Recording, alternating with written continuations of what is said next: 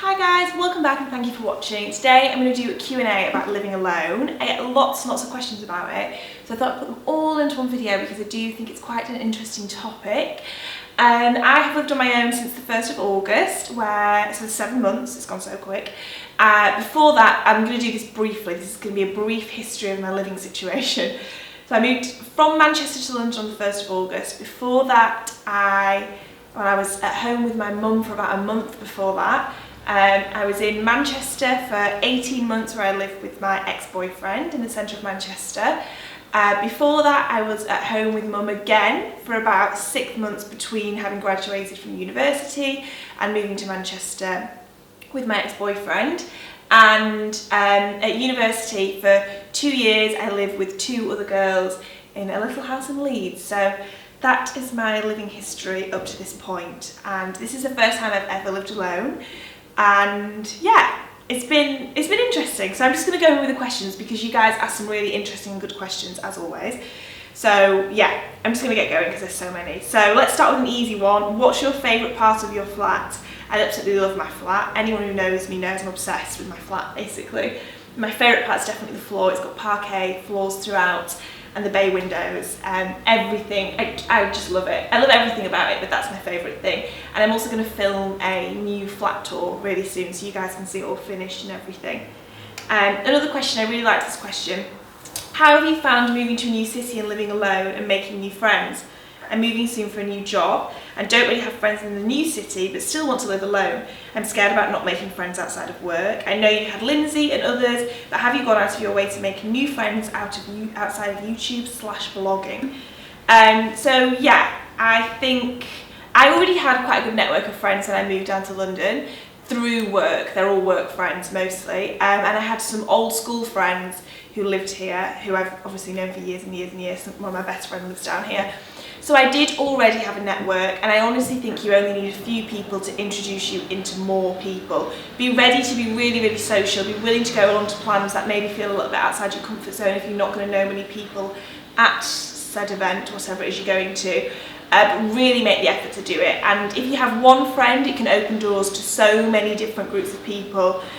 Just make it clear to that person that that's what you want. You want to be introduced to new people and everything like that. So really you just need a small network and a willingness to step outside your comfort zone, meet new people. You're always going to meet people you can't stand. That's just part and parcel of life.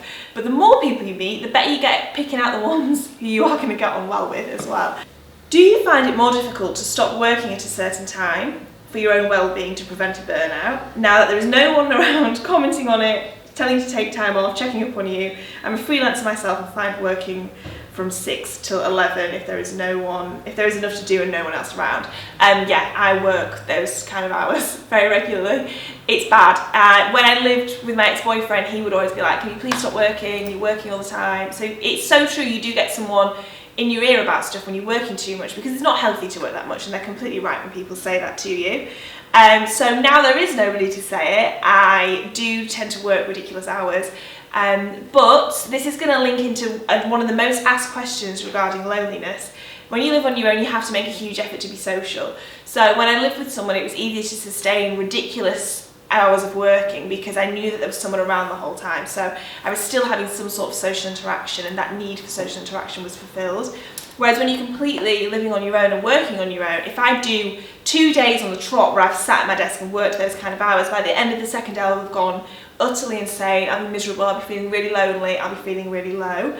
So really have to make the effort to put social plans in there, which then ends up breaking up the work day and enforces a work-life balance. So for me, someone who struggles with a work-life balance and can gladly work those kind of hours, if no one's going to stop me from doing it, it's been an amazing way to make sure that I'm not doing that all the time, better than it was when I lived with somebody, which isn't something that I expected. I didn't expect it to play out this way, but it's definitely been better. Do you ever feel lonely? Now this is one of the big questions. Do you ever feel lonely but not necessarily want to get dressed and actually go out and meet your friends, just stay at home? And if so, how do you deal with that?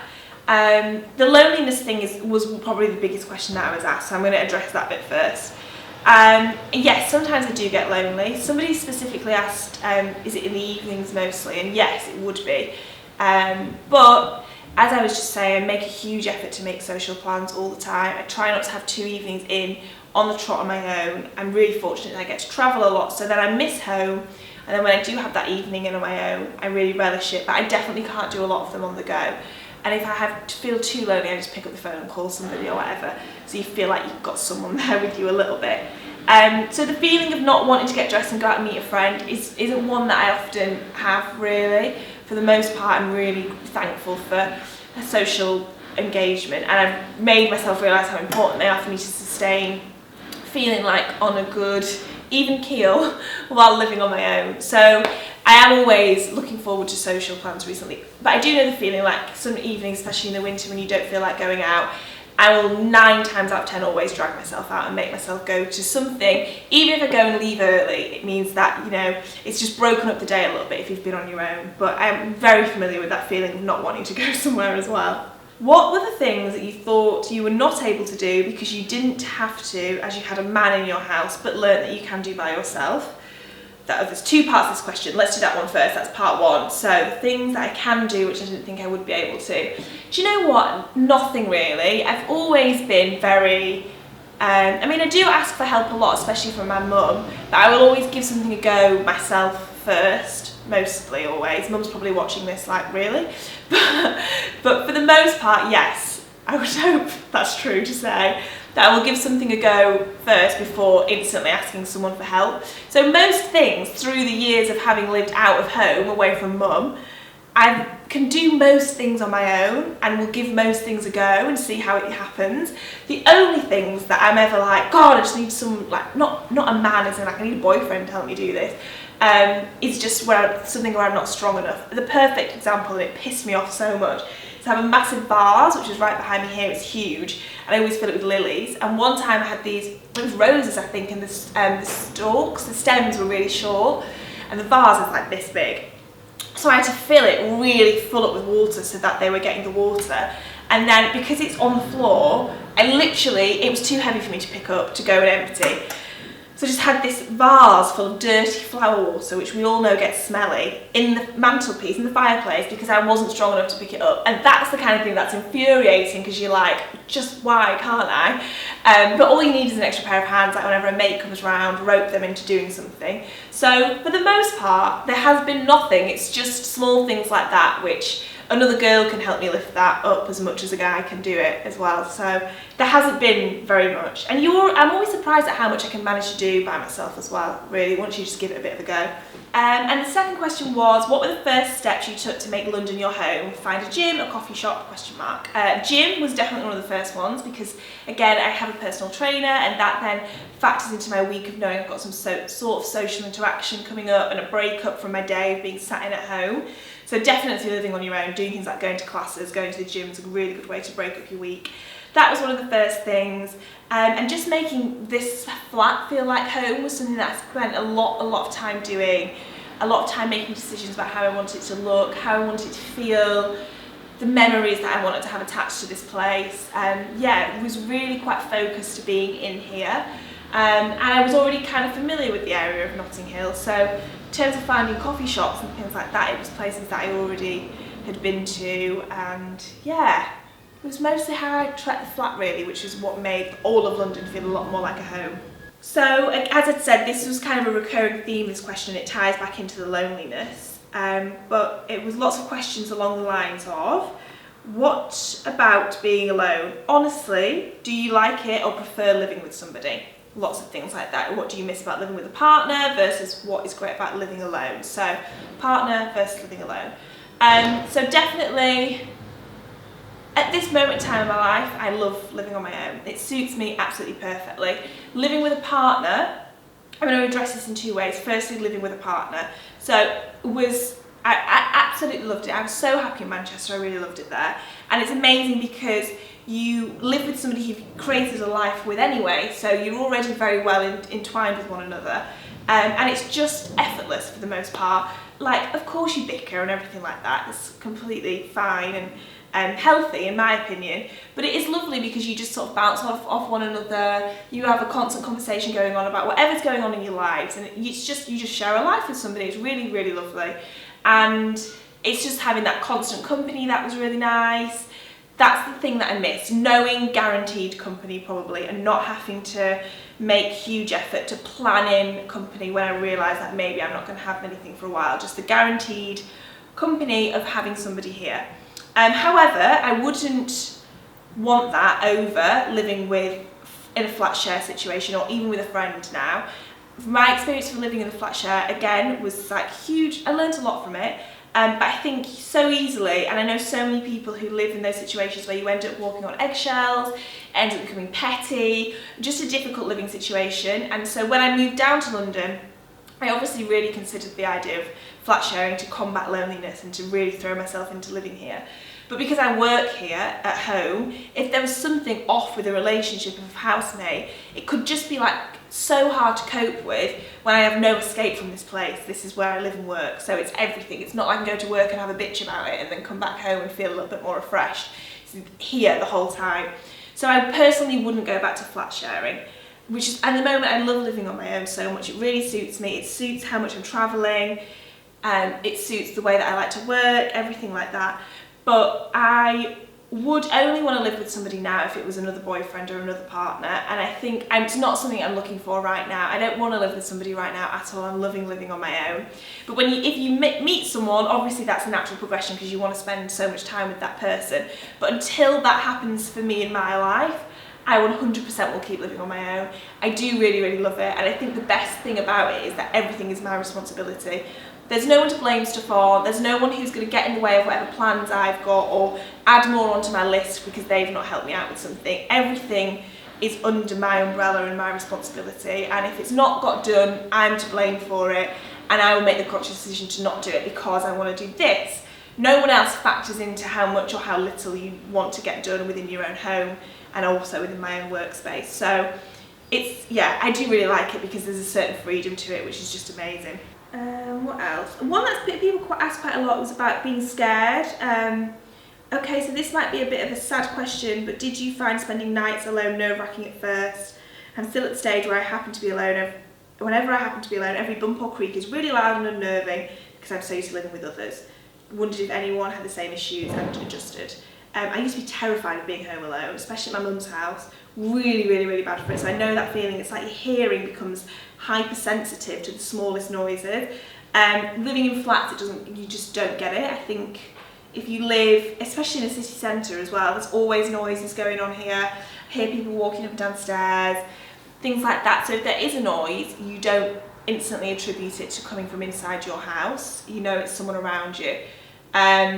But yeah, I really kind of empathise with that because I used to get that really badly, but I don't get it all when I'm in a flat. I'm completely fine. So no, I haven't had a single scary moment. Touch wood, touch me wood and parquet floor. Haven't had a single scary moment since I've lived here on my own, thankfully. Oh, this is a lovely question. I've seen you grow so much since moving to London. Thank you. My question is, now that you're settled in and gaining confidence on your own, do you think it'd be more difficult to give up that independence and privacy one day when you meet someone you'd like to share your life with? I would hope that from what I've learned about myself from living on my own and the changes that I've gone through, that I have more of a sense of self to be more equipped to meeting somebody and wouldn't find it hard to incorporate somebody into my life in that way because of the way that I've grown as a person. If that makes sense? I'm not sure that makes sense. I think if I'd met somebody a month after I'd gone through the breakup, where my head was at then, and there's absolutely nothing wrong with that at all, just to make it clear, I don't think there's anything wrong with that, but for where my head was at personally, I don't think that it would have worked at all, because at that point I think that I hadn't had enough time to grow in between, and any issues that I'd had in a previous relationship through my behaviour would probably have just continued. Whereas to have this space to learn more about myself also makes you reflect on the mistakes maybe that you made in previous relationships or whatever. So I think it's actually maybe more equipped to meet somebody when the time is right.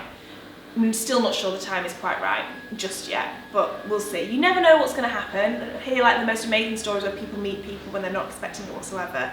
But right now I am still very much enjoying like this journey of self. That sounded very spiritual. God, I can tell this video is going to be so long, and this question is going to have a long answer because it's something I really wanted to address because it's what I've been struggling with a lot recently. And it says, what's the biggest thing to remember to do when you're feeling down? It can be hard sometimes when you don't always have company. So this, I guess, isn't too closely tied with living alone, but through feeling a lot better now, but definitely through like the back end of November, through December definitely, and January definitely, I was super low. I had so many really low days.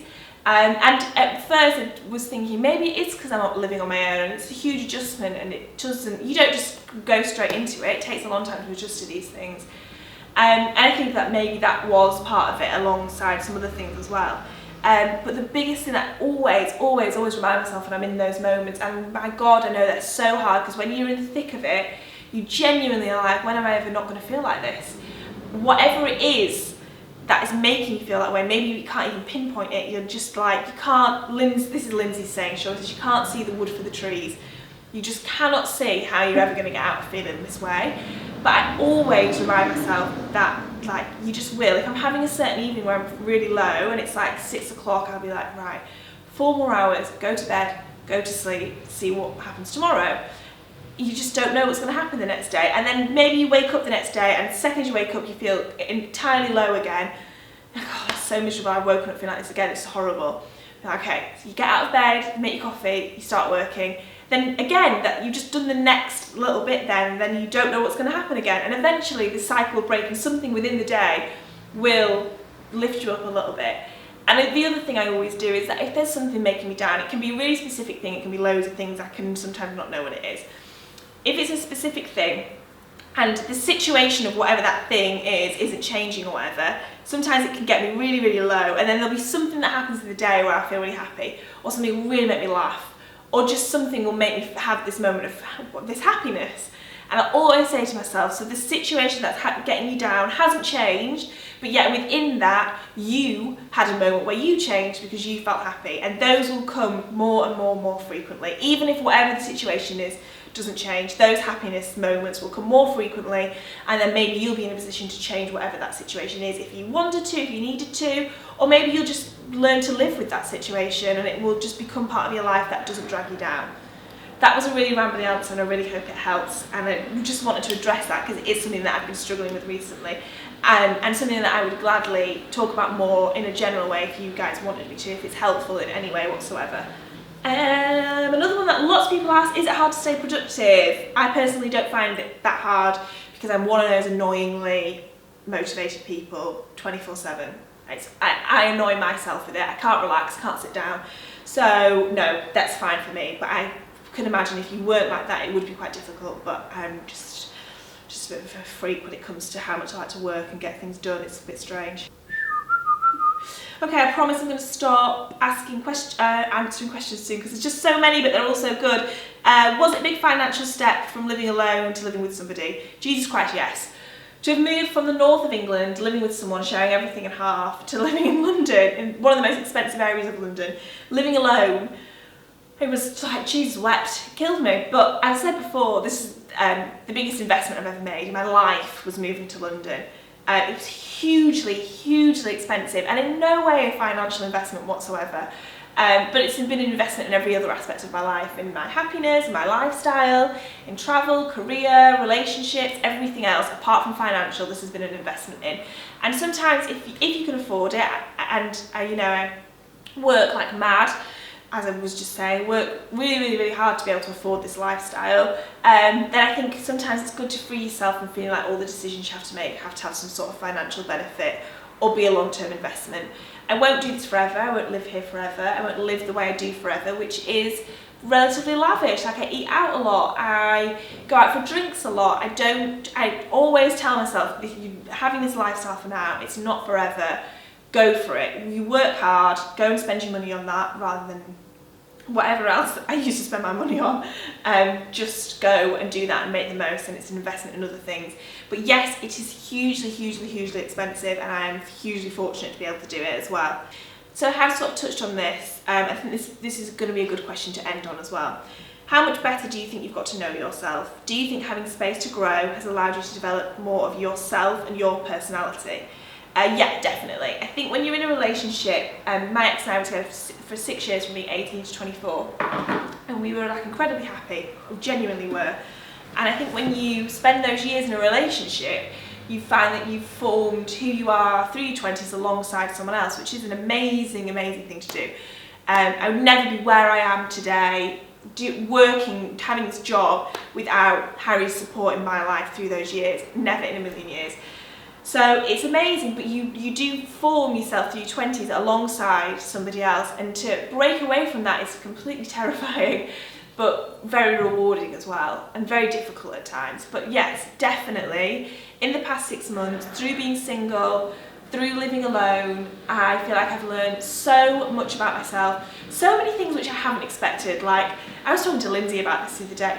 That's a good one. Friendships, the amount that I value friendships, the amount that I want to put my work into friendships, female friendships and female relationships are the most important relationships in my life at the moment. I cherish them so, so much. That's a really big one. And I was talking to her the other day about how certain things, like, I'm so tolerant of certain things that I never thought that I would have been, that I never used to be before.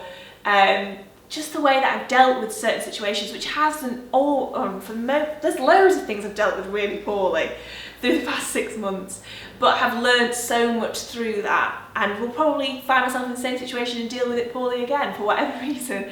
But it's definitely given me a certain self-awareness, which I don't think I had in the same way before. And I am genuinely in a happy place. As I said, I've had really low points over the past few months, but for the most part, I do feel really proud of myself that I made the effort to build something on my own, when, you know, my whole working on my own and living on my own and everything like that was a huge thing, because everything was even more just me.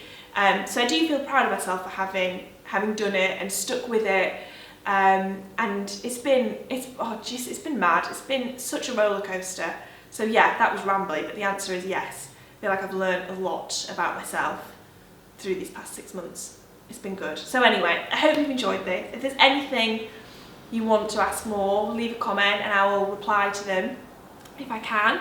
And yeah, thank you so much for all the questions. I hope this has been helpful. If you are tempted to live alone, definitely try it. You can always get someone else in. If it doesn't go right, just give it a go, because it's been amazing and I've loved it. And yeah, thank you so much for watching. I'll see you in the next one.